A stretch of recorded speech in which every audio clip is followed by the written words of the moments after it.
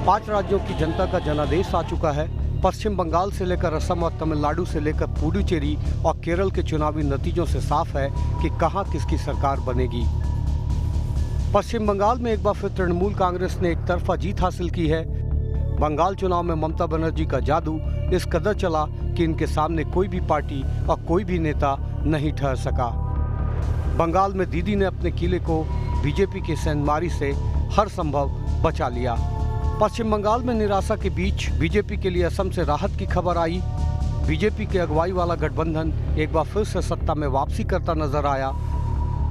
असम में बीजेपी के शानदार प्रदर्शन के बाद पीएम नरेंद्र मोदी ने ट्वीट करते हुए लिखा, असम के लोगों ने एक बार फिर एनडीए के विकासवादी एजेंडे और हमारी सरकार के जनहितैषी रिकॉर्ड को आशीर्वाद दिया है। मैं असम के लोगों को आशीर्वाद के लिए धन्यवाद देता हूं। मैं एनडीए के कार्यकर्ताओं की कड़ी मेहनत, लोगों की अथक सेवा की सराहना करता हूं। असम में विधानसभा की 126 सीटें हैं और बहुमत के लिए 64 सीटों की जरूरत है, जिसे बीजेपी हासिल कर चुकी है। असम में कांग्रेस गठबंधन की हार के बाद असम प्रदेश कांग्रेस समिति के अध्यक्ष रिपुन बोरा ने इस्तीफा दे दिया। बीजेपी के लिए दक्षिण का किला फिलहाल दूर दिखाई दे रहा है। तमिलनाडु में डीएमके ने शानदार तरीके से जीत का परचम लहरा दिया है। राज्य में द्रविड़ राजनीति के सबसे बड़े हीरो के तौर पर एमके स्टालिन की अगुवाई में डीएमके गठबंधन तमिलनाडु में अगली सरकार बनाने जा रही है, जबकि पहली बार राज्य की राजनीति के 2 बड़े दिग्गज जयललिता और एम करुणानिधि के बिना लड़े गए इस बार के चुनाव में सत्ताधारी एआईएडीएमके को करारी शिकस्त मिली है। केरल में सत्तारूढ़ सीपीएम के नेतृत्व वाला वाम लोकतांत्रिक मोर्चा सत्ता में फिर से काबिज होने के लिए तैयार है। केरल का फाइनल रिजल्ट आ गया है, जिसके मुताबिक एलडीएफ को जनता ने सत्ता के सिंहासन पर बैठने का फरमान सुनाया है। यहाँ बीजेपी का खाता भी नहीं खुल पाया।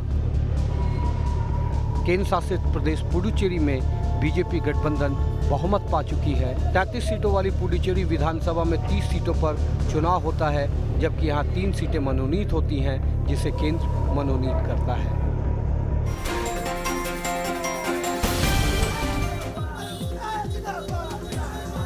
पश्चिम बंगाल चुनाव में जीत के जश्न के दौरान कोविड प्रोटोकॉल की खूब धज्जियां उड़ाई गई। बंगाल में दीदी की हैट्रिक के बाद तृणमूल कांग्रेस के समर्थक सड़कों पर निकल आए। लोगों के चेहरे पर मास्क तक नहीं थे और एक साथ कई लोग इकट्ठा होकर नारेबाजी करते दिखे। सबसे चौंकाने वाली तस्वीर भी इसमें शामिल थी, जिसमें बच्चे तक जश्न का हिस्सा बने दिखाई दिए। अगर भीड़ में एक भी कोरोना पॉजिटिव शामिल हुआ तो क्या होगा, इसका अंदाजा लगाया जा सकता है।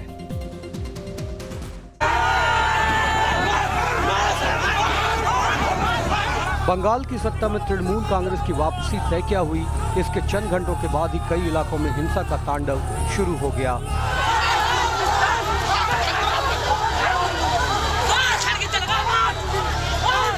ये तस्वीरें बंगाल के आरामबाग में बीजेपी दफ्तर की है, जिसे चुनाव नतीजे आने के कुछ ही घंटों बाद आग के हवाले कर दिया गया। आरोप है कि तृणमूल कांग्रेस के कार्यकर्ताओं ने बीजेपी दफ्तर में आग लगा दी। बंगाल के नॉर्थ 24 परगना के 12 नगर में यह बीजेपी दफ्तर है, जहां चुनाव नतीजों की घोषणा के साथ ही जबरदस्त तोड़फोड़ किया गया। आरोप है कि तृणमूल कांग्रेस के कार्यकर्ताओं ने अचानक यहां बीजेपी दफ्तर पर हमला कर दिया और कार से लेकर कुर्सियों तक को अपना निशाना बनाया। जैसे जैसे बंगाल में तृणमूल कांग्रेस के उम्मीदवारों की जीत की खबरें आती गई, वैसे वैसे तृणमूल कांग्रेस के कार्यकर्ता बेकाबू होते गए। बीती रात पश्चिम बंगाल के नंदीग्राम में मुख्यमंत्री ममता बनर्जी को मात देने वाले बीजेपी नेता शुभेंदु अधिकारी की गाड़ी पर हमला कर दिया गया। आरोप है कि नंदीग्राम में नतीजे की घोषणा के बाद गुस्साए टीएमसी समर्थकों ने हल्दिया में शुभेंदु अधिकारी के काफिले पर पथराव किया। हालात ऐसे हो गए कि बड़ी संख्या में मौके पर पुलिस अधिकारी पहुंचे, तब कहीं जाकर बवाल थम सका। जगह जगह बीजेपी उम्मीदवारों पर तृणमूल कांग्रेस के कार्यकर्ताओं ने हमला बोला। तस्वीरें नाटाबारी के बीजेपी उम्मीदवार के कार की है, जिस पर पथराव किया गया। आरोप है कि चुनावी जीत के बाद तृणमूल कार्यकर्ताओं ने बीजेपी उम्मीदवार के काफिले पर पथराव किया। यही हाल जामुरिया विधानसभा इलाके में बीजेपी उम्मीदवार तापस राय के काफिले के साथ हुआ। तस्वीरों से साफ है कि किस कदर तृणमूल कांग्रेस के कार्यकर्ताओं ने बीजेपी उम्मीदवार तापस राय की कार को घेर लिया है। हालांकि पुलिस कर्मियों ने तापस राय की कार को भीड़ के बीच से किसी तरह बाहर निकाला, लेकिन जैसे ही कार आगे बढ़ी, टीएमसी के कार्यकर्ताओं ने उस पर पथराव कर दिया।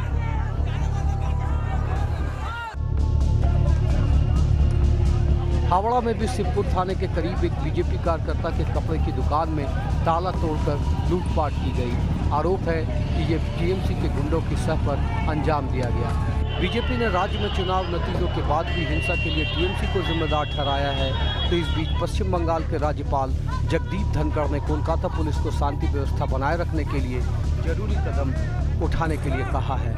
राज्यपाल ने ट्वीट करते हुए कहा कि जनादेश का सम्मान करना ही लोकतंत्र है और लोकतंत्र में हिंसा की कोई जगह नहीं।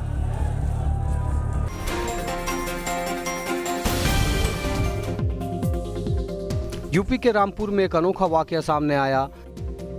दरअसल रामपुर के मिलक इलाके के ग्राम मोहम्मदपुर जदीद में शादी की रस्म चल रही थी।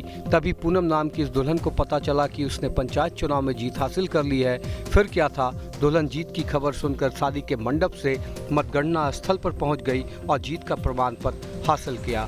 मतगणना स्थल पर दुल्हन को देखकर हर कोई हैरान था। पूनम बीडीसी चुनी गई है। उन्होंने अपनी प्रतिद्वंदी शकुंतला को 31 मतों से पराजित किया।